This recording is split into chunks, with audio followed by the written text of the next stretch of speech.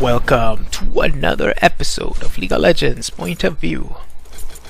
Today I will be playing the newest champion over at the public beta environment, Gnar. And as always, my runes and masteries will be in the description of this video. I will be playing Gnar as a jungler because I promised this on my previous video. I did make a top lane video of him in which I did pretty well. He of course is a champion who was built for the top lane, so he is described as a bruiser, collapsing top, as a bruiser or a straight up tank, and his overall kit is meant to fulfill this role. Now this guy has a really cool gimmick in which he is able to transform into a bigger monstrous version of himself, and that's the mini Gnar, which you are the default mode, and the mega Gnar. The mega Gnar gains a lot of bruiser type abilities and tank abilities, while the mini Gnar is more mobile, has longer range on his auto attacks, more attack speed, so he's more mobile in that regard.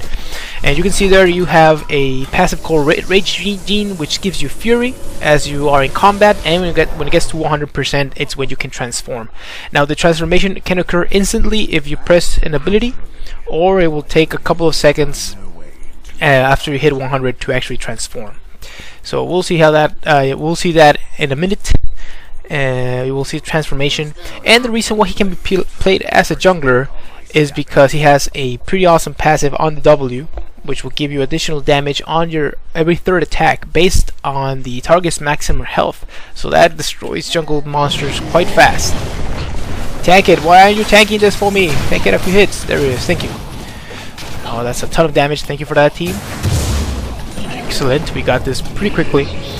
And the rest of his abilities are pretty awesome as well, but this is the one that makes him an awesome, well, not an awesome, but a decent jungler, or a decent clear of the jungle. So for his first ability as the little Gnar here is your boomerang. You saw me there, I just threw it. And basically what it does is it gives you a really long range skill shot that it will hit a target and it will turn back as soon as it hits it, so it will not actually hit a lot of minions and stuff like that. It will just hit and maybe do a small AoE around that and go back. If you catch it, you have reduced cooldown on the ability again, which is awesome. I'm going straight to the red buff, which is awesome, and I highly recommend you do this. Catch it every time you can. We got first blood in the mid lane. That's awesome.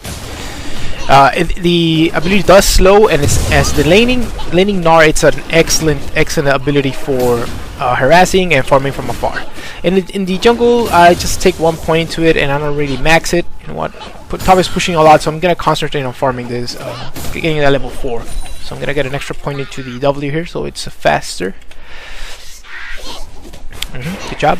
And when you're the mega Gnar, it actually throws a boulder which you can also pick up, and it will reduce the cooldown again, and it will actually do a good amount of damage. I should be kiting here a little bit. There it is. One thing I didn't mention about the boomerang, it does reduce damage to the subsequent targets that you hit by 50%, and you cannot hit a target multiple times. So it's only one hit per target, and that's pretty much it.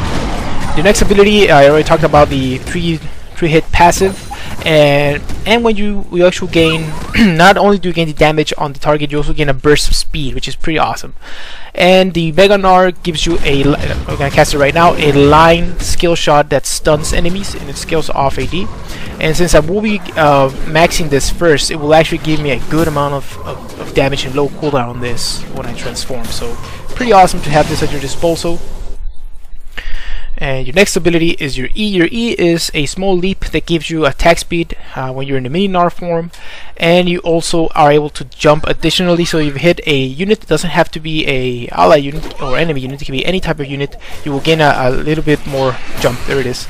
And the second jump actually gives you has a scaling HP scaling on the damage, so that's pretty awesome to have on the ability. Although it's pretty hard to aim, you have it there, and it's important that you do. And when you're the big Gnar, it's just a regular jump that will do damage based on your max health as well, and it will slow enemies around yourself. So that's pretty awesome to have. He's about to transform, but we can probably do something here. Here we go. Oh, nice jump there. You have excellent chasing. No, go in here. Go in here. He's about to transform, dude. It took too long to